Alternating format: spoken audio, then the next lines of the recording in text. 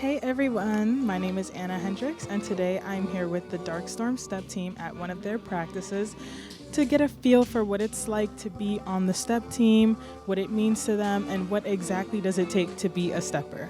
So who do I have here with me today? Hi guys, I'm Kayla Delgado. I'm the president of Dark Storm Step Team. What does it mean to be a stepper? To be a stepper means to embrace yourself, to embrace your culture, and to be passionate. So if you don't know what stepping is a combination of stomping and clapping in order to make music. So here at Dark Storm Step Team, that's what we do. We want to put on a performance for the community so that you guys are entertained and then we get a way to express ourselves. So, who am I here with? Amber Brown. Amber, what do you feel is your favorite thing about being on the Dark Storm Step team? I love how this team impacted me and my overall experience, but I also love the friendships that I've made along the way being on the team. Who am I here with? You're here with Jalen Randall. Jalen, what does it mean for you to be on a team like Dark Storm at Penn State? Being on this team has helped me find confidence and build a lot of great bonds with a lot of great people. Who am I here with? Bintu, and I serve as the major events planner for Dark Storm. Why do you feel like it is important for a PWI to have organizations on campus like Dark Storm? I think this is very important because it serves as a sense of belonging and it makes it very diverse and inclusive also, which I think is very important because some people, when they apply here, it is a PWI, many people are scared that they're probably not going to get involved as much or feel like they belong. But when I first joined Dark Storm, I think it was very important for me and it really helped me get involved more on campus. Okay, love that. As we can see, stepping means a lot to these young students here on the Dark Storm Step team. It has helped them build bonds, it has helped them create friendships, and bring themselves more into the college community. If you want to follow up with Dark Storm, you can follow them on Instagram at PSU Step Team, and stay tuned for their first ever showcase coming October 31st in the Hub Roberson Center.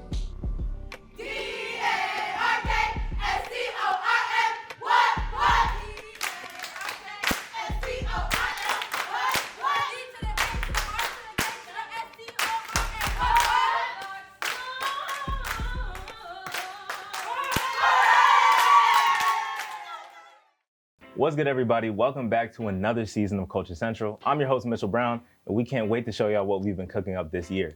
Starting off with a bang, allow me to introduce my co-host for the year, GiGi Jones. Thank you so much for having me and for that lovely introduction, Mitch. I'm so happy to be here and I'm so excited for this season. I couldn't agree more. So tell me, GiGi, how does it feel being in the chair and being the co-host for this year? I'm not gonna lie, it feels pretty good.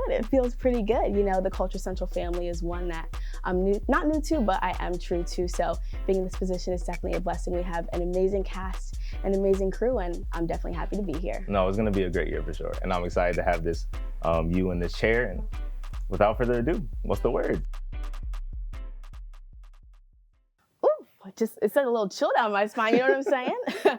But like you said, there's a lot going on. It's a big year. It's the 2024 presidential election, and voting is in November. Now, as a young adult, we know it's important to vote. We know it's important to encourage each other to vote. So we just wanted to let you know to hit your friends and hit the polls and place your vote in this year's election. No, for sure. Please vote, y'all. It's very, very important that you do so because our voice matters, especially in our generation. And as you said, this is a very important election and everyone should make their voices heard in the polls and vote, please. You know it. But let's not get too ahead of ourselves. That's not until November. It's still October. And October is known for one special thing, and that's Halloween. So we were talking a little bit about this the other day, but you got to let me know, what are your top 3 celebrity Halloween costumes? That's very tricky because a lot of celebrities go in crazy every year. But if I had to be honest, all 3 are probably going to The Weeknd. Oh. Every year, The Weeknd puts up crazy outfits. I know he did Beetlejuice, The Nutty Professor. He always goes amazing with the prosthetics. You've seen how far he's willing to take certain looks with After Hours and a bunch of different albums that he had. So honestly, I think he takes the cake for me. Another person who I think really has a lot of fun with it is LeBron. LeBron, he's a kid inside when it comes to Halloween. He always said it's his favorite holiday. So I think he is an honorable mention for sure. But what about you? Well, I'm going to go with a little bit more of a traditional list. First, I'm going to go with Cardi B. Okay. When she did Morticia Adams, there was something about the hair, the makeup, the vibe. She really got into it, to say the least. Next, and I feel like this could be a little predictable knowing me, but Kim K did Mystique from X-Men. And she was killing the game. It was giving hair, it was giving face, and it was, in fact, giving body. So I think she did her big one with that.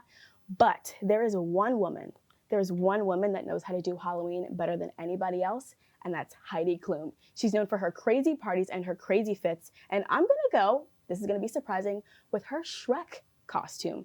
I know it's different. A lot of people will go with the more diverse, unknown ones, the surprising ones, but I'm gonna go with Shrek. You know, she went full throttle, she did the hair, she did the makeup, she was green, and she had the suit on, because we know Heidi, she's a slimmer girl, so she put it on, but I loved it, and I think she's my number one for sure. Oh, that's a great list. And I mean, you named a bunch of people who are known for going all out with Halloween and going out with their outfits. Exactly. And speaking of people going all out for fashion and outfits, we got to talk about the Met Gala, because we have to. This year looked a little crazy. The theme just got announced, super fine, tailoring Black style, and the co-chairs look amazing. You got Pharrell, Coleman Domingo, Lewis Hamilton, A$AP Rocky, and LeBron as an honorary chair. This is the first Met Gala to focus on menswear since 2003. Right. So what are you expecting this year? Who do you think is going to step out the most, and how do you think this will impact Black fashion going forward? Yeah, for sure. I think this is a special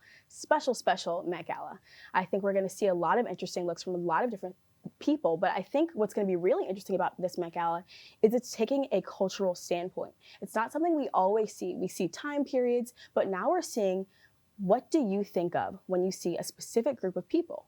That can go either way, but I think we have an opportunity with everything that's been going on culturally in our world for the past few years to do some really interesting things. When you think about Black fashion and Black men's fashion, that can go in a lot of different ways, especially as we've transcended through different time periods. So I think it's gonna be a lot of fun. I think the chairmen, the co-chairs themselves are going to put it on. You know, we were just talking about guys like A$AP, LeBron, they love to get dressed up, they love to put on those special fits. LeBron especially, I'm definitely interested to see where he takes it, because, you know, we see him on the court. Off the court, you know, you never know what he's gonna have on. He could have on a pizza onesie, or he could have on a very expensive, very luxurious fit. So I'm excited to see what they bring to the table, but we were talking about the co-chairs. I have to talk about one of them specifically, Pharrell Williams, and his new movie, Piece by Piece, the Lego take of his life. I think that's going to be a super impactful industry move for him, but we've seen Pharrell do it all. And we've seen a lot of people that are gonna be in this movie that he impacted directly their careers in big ways. You've got people like Gwen Stefani, Kendrick Lamar, Justin Timberlake, Missy Elliott, Snoop Dogg, and so much more. But Mitchell, as the resident music man, I gotta know what you think about this project, how it gets your creative juices flowing, and what we can expect to see out of something as big as this from Pharrell. Oh no, it's a big deal. I mean, biopics over time, you see it has the same formula. A lot of people just go with the regular, but to see a biopic as a Lego movie, it's unreal. Like the creativity it's so Pharrell. It's so Pharrell. It's so Pharrell. The creativity is unmatched, and undoubtedly, Pharrell is one of the greatest music minds that we've seen in recent history. And to see how a lot of his greatest inspirations came to life, and to see his guide through music. And what's really inspiring to me is how he talked about growing up as a kid and understanding he was different, being creative, and a lot of people judged him for it. He thought he was criticized, but I think this is great, especially for young Black children who feel the same way and feel inspired, and I think this is gonna make them take that extra step musically and creatively. Definitely. And just the musicality, and there's something about being able to watch people that you know and love and have for years, how they developed your favorite projects. Not only is it nostalgic, but it's interesting, it's entertaining, and it lets you into a space that you're not usually in. So I'm really excited for this. No, and the music, it's just the music, like just hearing the hits that he's had over time, like you would love to hear the deep insight of how those were made, how he got in the studio with certain people. That's why I love to see like the documentary videos of like the old footage in the studio, how these songs came together. The camcorder, like it's just a one of a kind experience. Right. But speaking about music, we gotta talk, it's October. The album of the year conversation is very wild at this time. Right. So I just kind of wanted to open up the conversation and discuss albums of the year. We discuss albums and music very frequently. Obviously. You know, Give me yours first though, because like I said, you're the music man. I gotta know what you're thinking for this year. it was a rough year in terms of trying to figure out who I like the most. Undoubtedly for me, I'd say Future was the MVP of this year, dropping 3 different projects. Right. You basically sparked the entire Drake-Kendrick beef alone by giving Kendrick that feature. Correct. So I think that was a really good time. I also had a lot of good moments listening to K Tronada's album. Women in music had a lot of great opportunities. Lotto dropped her album, Doechii dropped her album, and coming into that mainstream. But for me, I say the album of the year stays with R&B and Party Next Door, because the album was great. It dropped right before we left last year for summer vacation, and I think that set off the summer really, really perfectly. Just the vibes. It's a very cohesive album that I think works the best. So I say that's my number 1. Number 2, I'm gonna give it to Don. Hearthstone Psycho was a very good album to me. It still has a lot of replay value. I love it so much. And last but not least, I don't care what nobody say about Cole, because I'm gonna ride with Cole. And Might Delete Later, that's in my number 3 spot. Okay. I say lyrically, it's the best album of the year. Okay. I don't think anybody is touching Cole's pen right now in the game, and I think he proved that with Might Delete Later, despite everything that happened with the Kendrick response and deleting it. Put that all to the side. Right. Cole's one of them ones. That's fair. That's fair. Yeah. And I'm going to give Cole some grace, especially when it comes to the whole situation. We know he's a spiritual guy. He's a good guy. I think we perceive that from him. But I got to give you my picks. Now, if you know me, Mitch, you know that we have some very similar takes. But for me, I am going to go, my honorable mention, Hit Me Hard and Soft by Billie Eilish. There's something about the eerie tone of that album that I just love and was super into. And obviously we see things like this from Billie all the time. Number 2, I'm going to go Hearthstone Psycho by Don. You know I love Don. The rock and R&B and rap combination that he had on that album was unstoppable. You had songs like Tore Up, Attitude, Backstreets, and more that just got the juices flowing. And I was in the gym grinding for sure. But For sure. I'm gonna meet you with that Party Next Door R&B vibe, because there's something about that album that really spoke to me. I think it added so much to his catalog. It gave us a sense of that old Party and that new Party, but it was something that I loved, and I gotta go Party for my number 1. That's real. Now, we still have a lot of time before the year is over. So do you see any artists that would take over the album of the year spot if they dropped? Maybe it's because I've been listening to it for months, but Party is locked up there for me. If anything, the more I listen to the Dawn album, it could surpass it, just because in terms of a depth perspective, there's a little bit more there. Party's strictly R&B on his album, and Dawn definitely took it to a few different levels, but he's still my number 1. What about you? Do you think you see yourself swaying in any way? You know, we have been talking about this Drake Party Next Door collab album for a couple months now. That could be a very interesting thing to hear. I just want to hear, we hear so many of their collaborations. I just want to hear what a full album sounds like. They've teased the new Kendrick album. I know Tyler, the Creator, today just came out with a snippet of what his new album could possibly sound like. But I'm gonna have to agree with you. Like, Party really set the tone, and I think just seeing how much work he put into the album, it might have to stay strapped at number 1. For sure, for sure. That's it for What's the Word. Next, our guy Derrick recently got to attend NAACP's Block Party, and the time was surely had. Let's check in with Derrick to see how it went.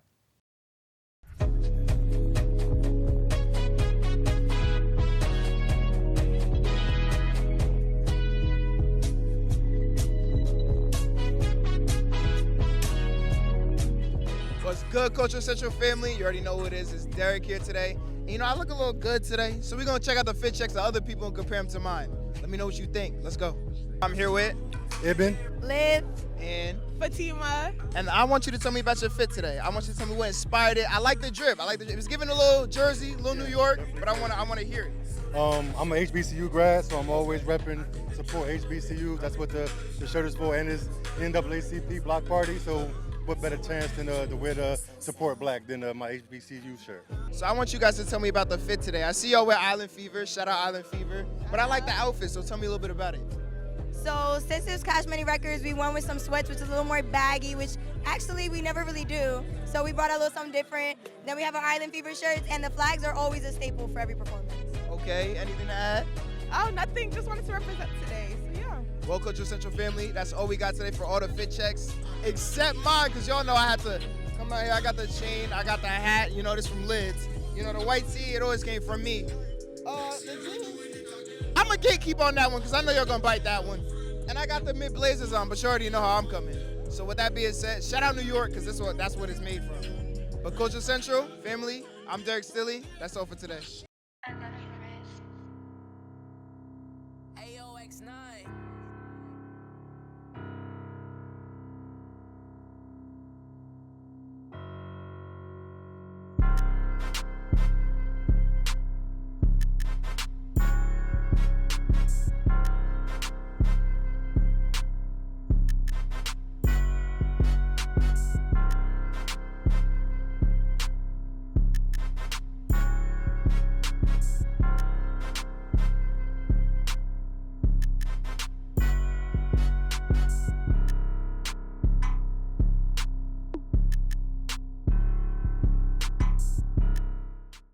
Thanks, Derrick. Now, we'd love to see the people outside, and we appreciate orgs like the NAACP for all that they do. So now we're going to send it to our fashion specialists, Sterling and Jaylen, as they show you one of Penn State's hottest student brands. What's up, y'all? I'm Pharrell Williams. And I'm Jaylen Jeffries. And we're your new Cultural Central Fashion Segment Specialists. We got something brand new and different for y'all, so make sure y'all tune in. Our jobs as fashion specialists are to keep you guys updated with the latest trends, newest brands, and give y'all our do's and don'ts, and keep y'all entertained and informed with all things style. So listen, to kick off the segment, we got something we like to highlight. We want to highlight one of the newest and hottest student-owned clothing brands on campus. Oh, you're talking about that new duo? Mm-hmm. They've been taking Penn State by storm with their newest designs, with their latest collection, Peace of Mind. Peace of Mind has been an ongoing experience, started from April 5th, 2024, with it now about to wrap up. We can't wait to see what's in store for the brand. So please help us welcome OJ Akinabi and Benjamin Ofori Kurabe. How's it going, y'all? What's up, y'all? What's good? How y'all feel to be here? Appreciate y'all. Grateful for the opportunity. Yes. Thank you for having us. No problem. Of course. So the whole reason why we brought you guys here is because we want to know what goes into making a brand and how it went for y'all. So we got to ask y'all a few questions. That's perfect. Take it away. So first of all, before we start the whole thing, because me and someone was not confused. How do you pronounce the brand? How you pronounce it? PurET, purity. Saying it fast, purity. Oh, purity. Yeah. And the AT, no, we highlight that because it stands for Eternity Threads. Okay, that makes sense. I looked on the Instagram page. I thought it was PP or T. I couldn't find the right Instagram. Wait, so how did y'all come up with that name? So first on the Instagram is because, you know what I'm saying, we didn't have that one was taken, but it's cool. But really for the name, purity like X Eternity Threads, wanted something that represents both of us as individuals and also people that care about fashion and just clothing sense as a whole. So That's tough. And what's crazy about that too, this was all a class project. Class project turned into something serious. Okay. You got an A on it, right? Of course. Of course you did. Of course. Yeah. So I know we're all big into our cultures and everything, and I know culture is a big part of your guys' lives. So I wanted to ask, how does your culture and personality help shape your designs? Yeah. So I'll say our culture, growing up at a Nigerian household, going to church, we always emphasize staying pure, and that's where the whole purity and having peace of mind came in place for me. And just as a whole for the brand and our mission, obviously we have different pieces, different styles, kind of vast, and we know that obviously what we have, we're not making it for everybody. It's not going to be for everybody. It's not going to be for everybody's taste, but we're very intentional about the clothes that we make and everything. We want it to be for people that are intentional about fashion and have that kind of style and trendy mindset. So cool. Sure. Yeah, I was talking about making the clothes, right? So in my opinion, one of the biggest parts of making clothes is finding a manufacturer you feel you could trust. How was that process for y'all? It's crazy to say. It was actually pretty easy. I don't know if you guys heard of that app, Alibaba.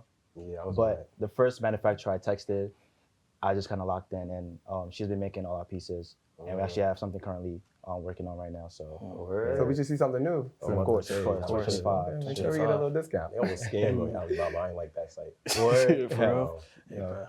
So right now, everybody's in their new fashion era, and right now there's a bunch of new trends, a bunch of new prints. So how does that influence you guys and your design? That's a good question. But as student entrepreneurs, I feel you always got to look at what's currently trending. And our latest piece, you could tell, we went with the crop look. And I know you guys know how the crop look is a little trendy right now, but also having our little taste and having that peace of mind with the designs and showcasing that minimalistic look. Absolutely. Kind of like what OJ said, just trying to be as trendy and also have our own unique style as well.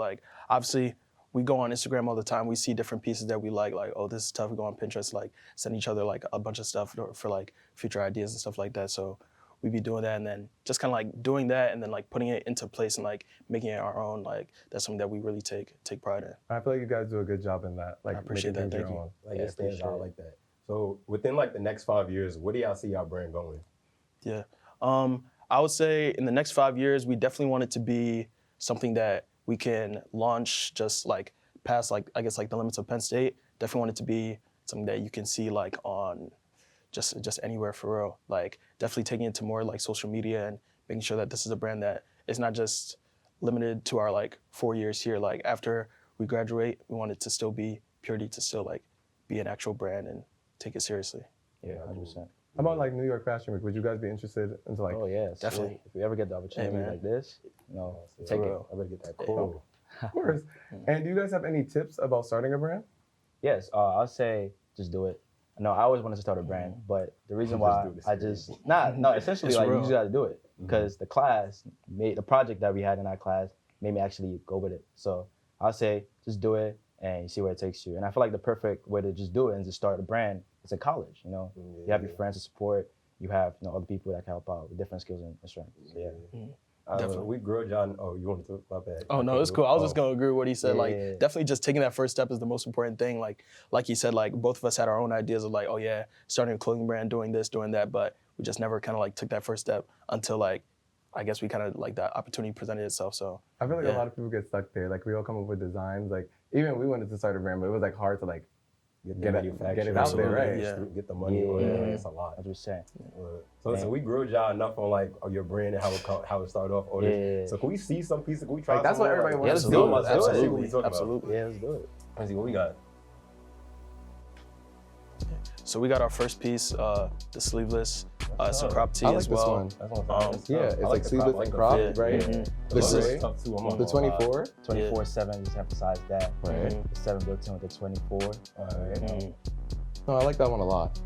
It's probably one of my favorites, if I'm being honest. And we got our baby tee, the pink version, peace of mind for the girls. I'd wear that. I knew he was about to say I'd wear that. Pretty cute. Everybody. Girls love the baby tee. The color stuff too. I like it in pink. And then we got the light blue baby tee as well. Right. Exactly. I like that it's like a hint of like baby blue. I could see that. Right. Yeah.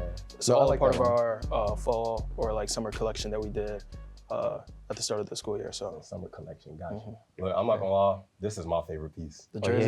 The jersey. The jersey is tough. Well, if we talk about favorite pieces, this one is my favorite. The OG. Right. The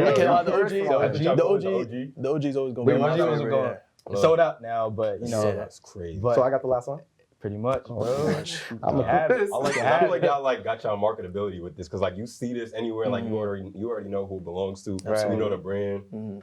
But the reason why I like this one so much is this, even though it's a black tee, it's very simple, but the design on the back is very different. Like I'm gonna be honest, when I get a graphic tee, I don't like the design to be on the back, but for y'all, like this is really tough. Like this is probably one of my favorites. Yeah, and that goes back to keeping it minimalistic, especially in the front. Just the PurET, eternity threads, and peep the quality too.